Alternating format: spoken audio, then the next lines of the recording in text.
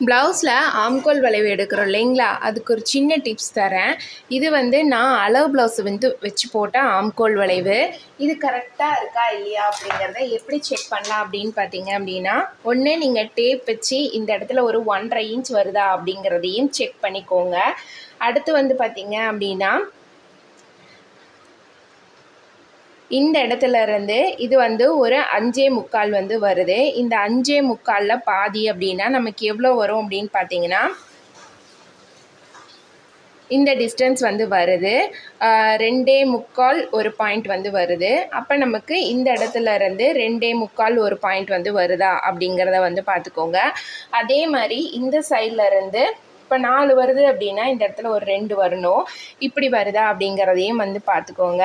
இந்த மாதிரி நம்ம கட் பண்ணும்போது நமக்கு அளவு ப்ளவுஸில் தப்பாக இருந்தால் கூட நம்ம கட் பண்ணுறது கரெக்டாக வரும்.